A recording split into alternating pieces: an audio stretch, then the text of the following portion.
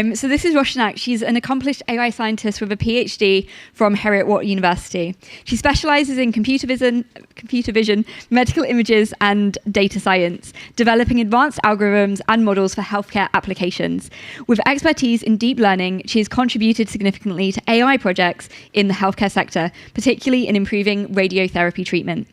She is passionate about using AI to revolutionize healthcare and actively shares her knowledge as a public speaker, Women Tech Maker ambassador, and through her Medium blog and YouTube channel. Today, she's talking about advancing personalized medicine and radiotherapy through AI-enabled computer vision. So please welcome me in giving her a huge welcome. Thanks.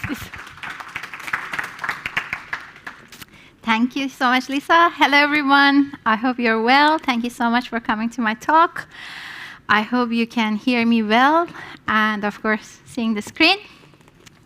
So, as Lisa said, my name is Roushanak, and I'm going to talk about AI-enabled computer vision, not only in improving healthcare, but also about personalized medicine, and of course, its application in radiotherapy. So, during my PhD, I worked in AI on application of radiotherapy, and also in my last industrial experience, I was working on a company that they were making radiotherapy machines, and I could understand the need for, personalized medicine and using AI more there. So, just a bit of warning. It's a short talk, so feel free to reach out to me if you like, connect via any of the social medias. I'm active everywhere, and I would be more than happy to connect with you guys and, learn from each other. Great. So to start, and before we dive into the technical details, let's establish a fundamental understanding of personalized medicine. So personalized medicine or precision medicine is basically customizing the medical treatment for each individual. So as we can see at this, we can look at this figure and look at the people here, which is almost like a combination of people like us. We can see the first thing we can understand and observe, I believe, is the differences that they have. So each of these individuals are different with each other in the matter of their skin color, their gender, their age, the environment they grew up, lots of different demographics information they can have from each other, and that makes them different from each other. But when it comes to treatment, when it comes to medical treatment, we apply one method that it works for most of us. So as we can see in this figure, we can see like the different people that they all are categorized of the same type of cancer, but the same treatment is used for all of them. So the treatment that usually in medicine we just design is a treatment that it works for most of people.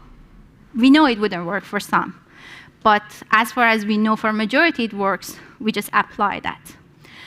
So for some people, the same treatment might not have any impact, and for some, it might have even adverse effect. So how can we change this? How can we improve this to be able to have better impact on everyone? Of course, to understand and study each individual separately.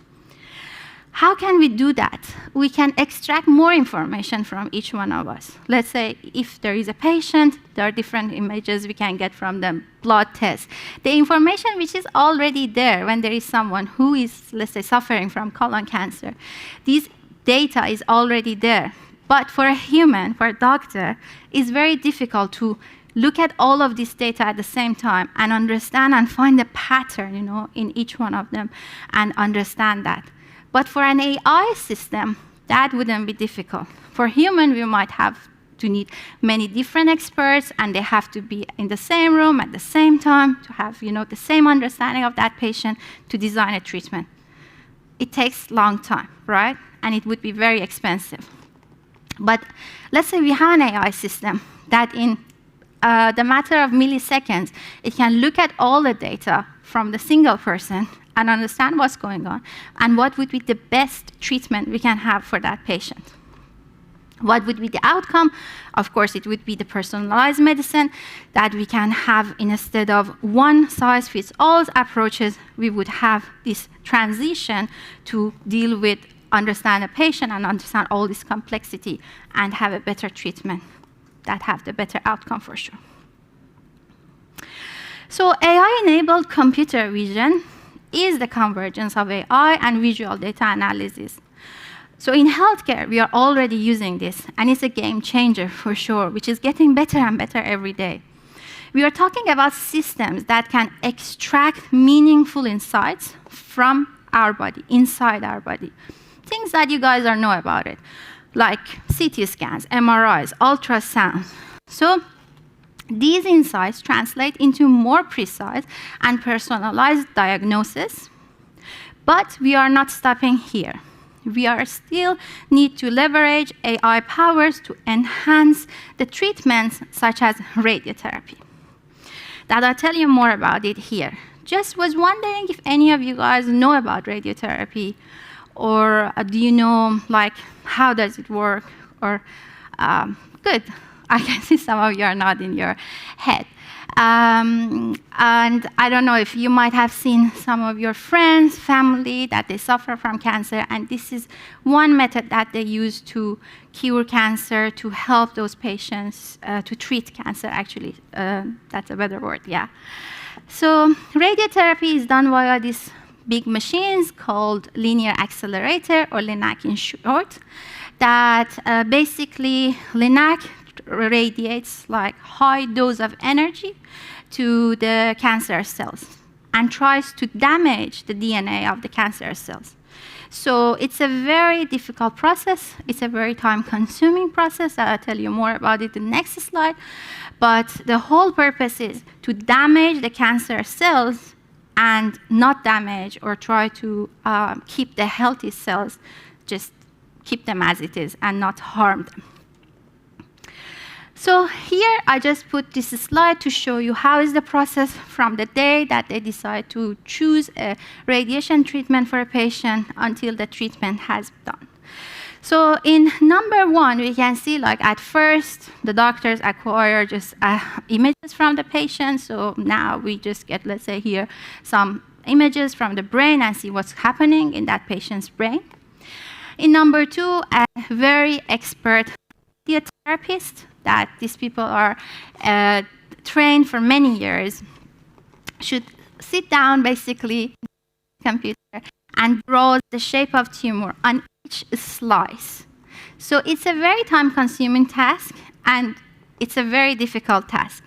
The same doctor might come next day and have a slightly different shape. And two different doctors, they might have different, shape.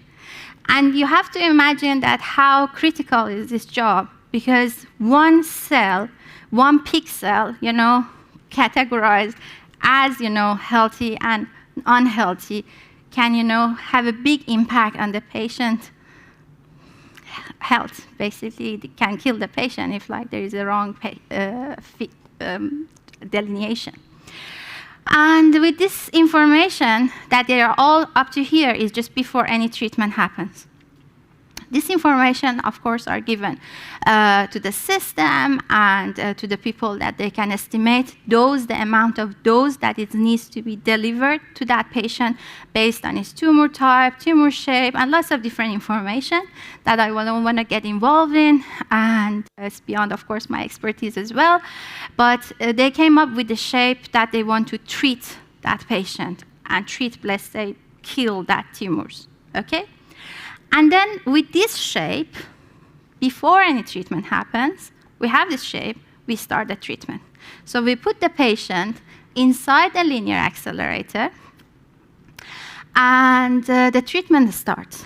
The treatment is not just once, it's usually more than, it's like in several days. Let's say, for example, for a type of lung cancer, it can be 30 days, which is 4 to 6 weeks. So during this whole period of time, the whole process is done in the same shape that the doctor drew, and of course, there are lots of tricks happening, like, like the beams are shaped, but we hope the tumor shrinks in this whole period of time. But as I said, and I showed in the previous slides, it wouldn't happen for all patients. So for some people, it might be, they might even have, like the tumor might get bigger. This picture can visualize what I try to tell you more. These people, they went through the radiotherapy. Like everything, of course, we have access to these experts that they understand for this specific type of tumor. They have to deliver this amount of dose, but we can see like they got bruises, they got a skin reaction, and so on. Why this happened? One big chance is because, as I said, these people, because of, let's say, their skin color, maybe their age, maybe their blood type, and so on, they needed different dosage. They needed maybe slightly different treatment, not something that we usually work for everyone. And we can see, obviously, some of the healthy tissues are damaged. So radiotherapy, as we understood, plays an important role in cancer treatment. And of course, personalizing it can significantly improve patients' outcomes. Personalizing radiotherapy tailors treatment plans to each patient's unique anatomy, tumor characteristics, and response patterns. And AI-enabled computer vision steps in by analyzing medical images like the CT scans that we have, to precisely identify the tumor boundaries for better understanding of the tumor to be able to do better treatment. This is something that is already have been started working on and is already has been used, but there is even more information that we can leverage for each patient's benefit. Things like as their demographics information that, as I said, like their age, gender, and lots of other information that still are not used. That, of course, if we have them, we can improve the treatment. And each time we treat the patient, we can consider those information because, of course, cancer is making changes in the patient's body. So every day we have to think about and track those changes while with the limitations of time we have, and of course limitations as being a human, we are not able to do it at this time. Here is what it gets exciting. The concept of generalist biomedical AI, which was introduced recently by Google Health, paper, which aligns perfectly with what I'm trying to tell you. This paper envisions a single AI model that can interpret diverse medical data type and handle multiple tasks. Think about the possibilities. A single system that analyzes medical images, clinical records, genomic data, and so on. And we can extract lots of different information from that and answer lots of different questions. And imagine we can bring this into personalized radiotherapy. So in personalized radiotherapy, we are dealing with a wealth of data that are there, but we are not using all of them. Medical images are the main source of data that we use, but patient records, genomic data, and so on. And imagine if we can have all of them together and use a system that we can already use, like what I showed in the previous slide, then we can have a better treatment that is designed for each individual. And the MedPalm multimodal, the system that I showed you, it was designed by the Google Health. We can see like it can get any data, any different like it can get different type of data, and it can give us like lots of different. It can give us different outputs in the classification form, question answering, and more. So a system that is designed, a model that is designed, and all the weights are the same, but we can extract different output from that. To me, it's very interesting. I hope it's for you as well. And now we can envision the application of it. The AI-powered computer vision, powered by models like MedPalm, can revolutionize personalized radiotherapy. Imagine the system analyzing CT scans, patient reports, precisely delineating tumor boundaries, and so on. And what would be the result? It would be the optimized treatment plans that maximize radiation exposure to healthy tissues, and of course minimize the maximize the exposure to cancerous tissues and minimize radiation to healthy tissues. And it would increase the chance of success. And looking ahead, the potential is huge. Generalist biomedical AI models can reshape personalized medicine and radiotherapy. However, there are lots of challenges, from ensuring data quality to gain regulatory approvals. So we must foster collaboration among AI experts like you guys, medical professionals, and regulatory bodies. And like this, we are able to get closer to save more lives. This is the end of my presentation. Thank you.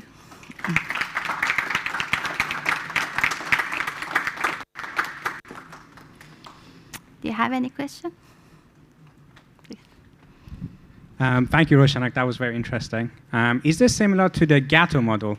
So DeepMind released a model that can do 700 different tasks. Is it like a Gato but for medical, where you can learn all about different types of medical data and backgrounds of the patient, and then its main task will be to be able to provide recommendations on personalization? Is that similar, the way it trains? I think so. I think it should be similar, because at the end, most of the systems are the same.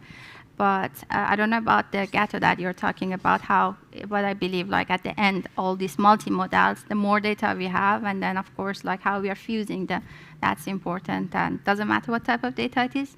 But what I was fascinated. It's multimodal then. Yeah. It's like a multimodal model. Yeah, that's right. Yeah. Another one?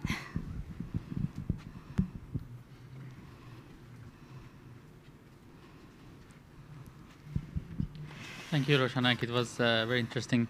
As we know that one of the challenges of using AI in medical science is us human beings are more forgiving of humans doing mistake rather than AI. So there's always a higher bar for AI to be exact, be precise. And recent kind of studies such as what DeepMind published a couple of months ago, that looking at a spectral of where AI is doing well, where human beings are doing well, and where is the gray area, to be able to have a general framework and use AI while human beings also have some decision. So where do you think that this kind of framework stands inside the personalized medicine? Is it possible to use such a framework to be able to not just use AI, not just use human beings, but a combination of them to increase the trust actually in the system? Thank you. Based on my experience, I think, we can see AI is advanced in lots of fields. But when it comes to medicine, people are still afraid of using it. And that makes sense, because we want to, our ground truth, the people that we can, our gold standard are the doctors. So this is very difficult. And as I said, different doctors, they can have different opinions. So it's very difficult, to be honest, to validate it or to measure it. And the reason it's slow, because we need to have this knowledge of people, and we are very careful about it. I guess it would be still very slow. We still need to have knowledge of human. But, and that's why I was saying about regulatory bodies, that I think we need to convince them and be able to, just understand, convince them that AI has the potential, and come with an agreement that, be able to bring the system, yes, with the supervision of human, but at least we have to, I believe, progress in this field and, use it more. Does that answer the question? Thanks. Amazing. I think we're out of time, so we're just going to have to wrap up here. If you have more questions, we can bring them to you afterwards. So thank you so much for your talk today. Thank you.